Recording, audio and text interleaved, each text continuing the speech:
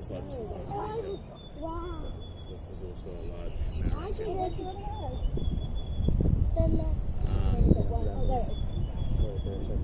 Exactly. Where they have the terraces is where they have their huts. So yeah, why is it called OneTree Hill?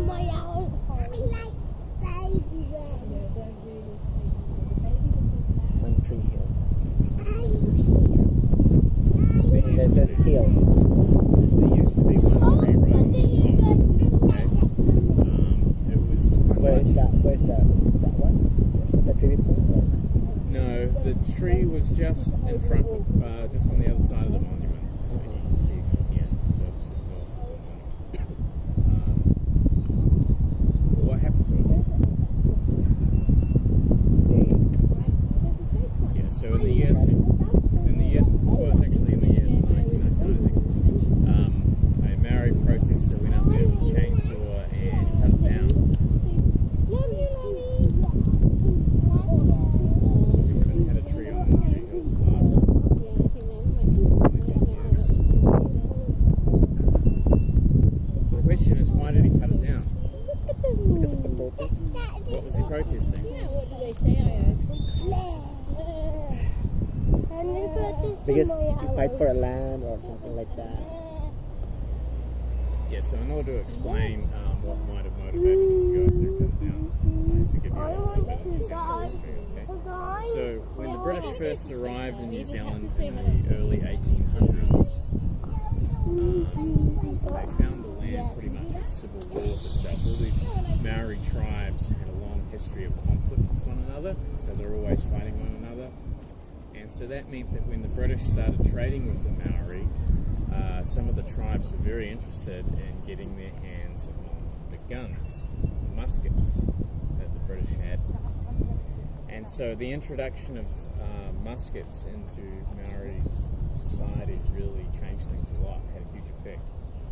So all the aggressive tribes got the muskets first, and they went around killing off the other tribes and taking their land before they could get guns too. Which is what happened here in all the volcanoes in Auckland. So originally it was just one tribe that was living here, but the more aggressive tribes came in with the guns. They couldn't defend themselves, so they just had to run away, and the volcanoes have been abandoned ever since.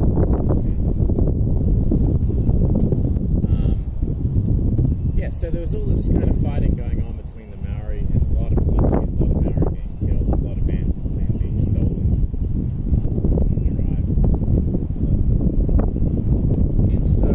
British proposed a treaty with the Maori in order to gain sovereignty over the land for the Queen, so New Zealand would be part of the British Empire.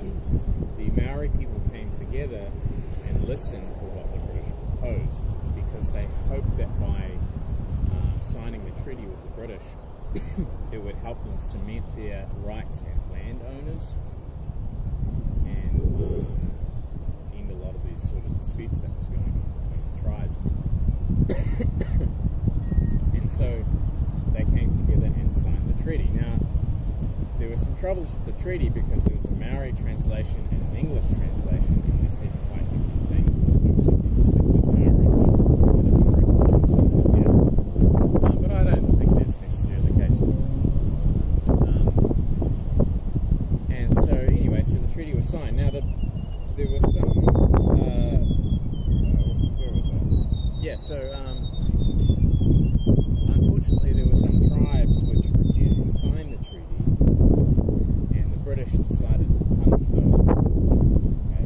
And so Britain sent in some soldiers into Auckland and went south into the Waikato region, which is where Hobbiton is, and they fought these tribes, and the tribes ran away, and the British took all their land as punishment. And to this day, the New Zealand government still owns a lot of land that was taken from those Maori that didn't sign the treaty.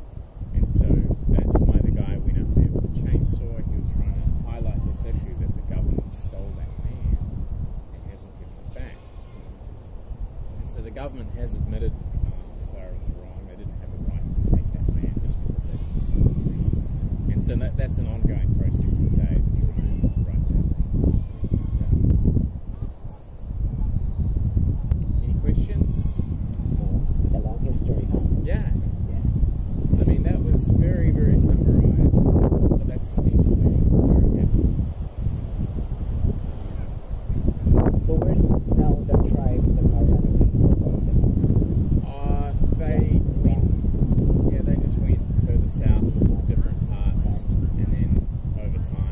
But still, lost they're their still identity. claiming. Some people claim that they're descended from those tribes and they have a right to the land here in Auckland. And so that's an ongoing sort of dispute as well. But if you're a foreign and you become in your land. Yeah, you have to become a New Zealand citizen now. It used to be that foreigners were, well, they still, a large amount of New Zealand is foreign owned. Yeah. But the recent government changed the law for any new purchases. You have to show that you're, well, not